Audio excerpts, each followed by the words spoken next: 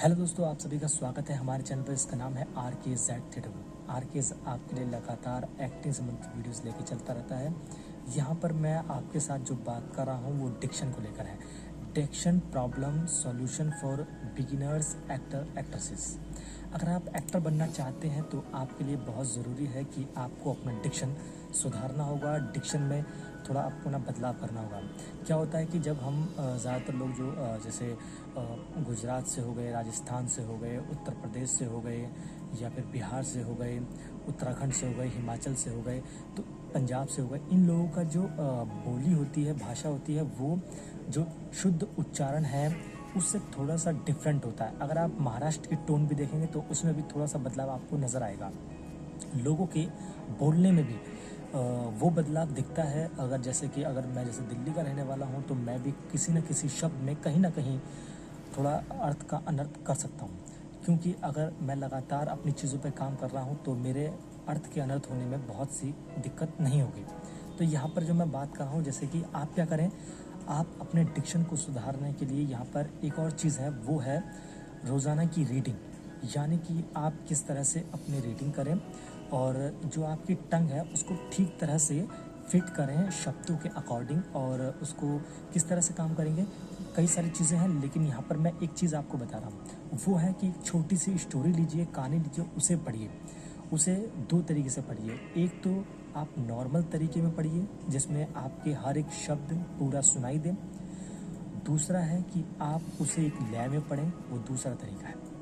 यहाँ पर जो मैं आपके साथ बात कर रहा हूँ, सबसे पहली बात, एक स्टोरी कैसे पढ़ें। एक समय की बात है, एक गांव में ढेर सारे मुर्गे रहते थे।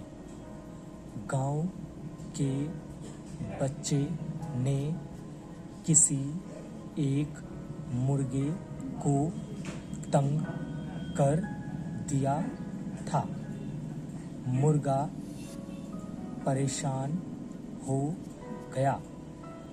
उसने सोचा अगले दिन सुबह मैं आवाज़ नहीं करूँगा, सब सोते रहेंगे, तब मेरी अहमियत सबको समझ में आएगी और मुझे तंग नहीं करेंगे।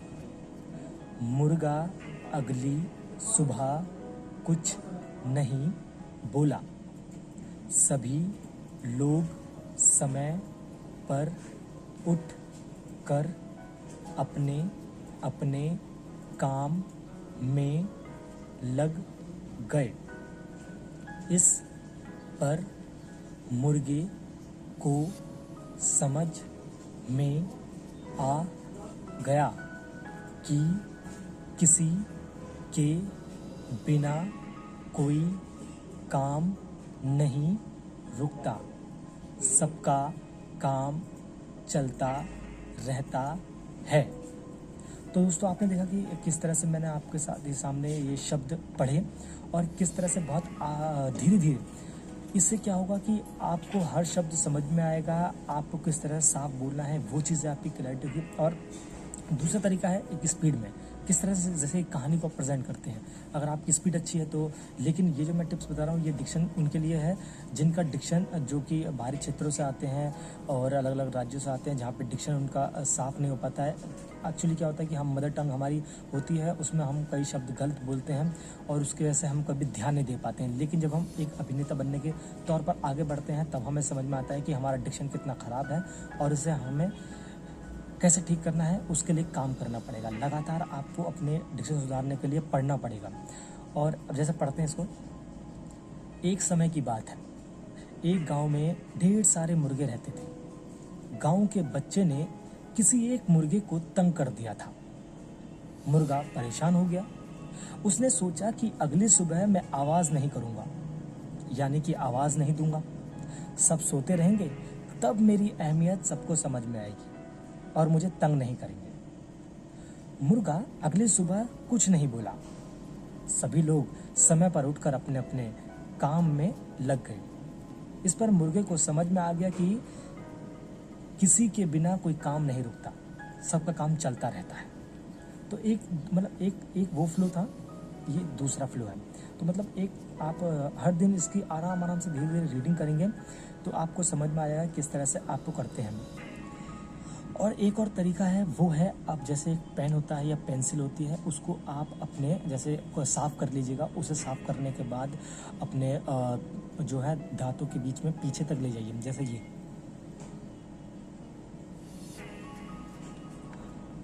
एक है कि आ है, एक गांव में ये हाय हरगे है, गांव के है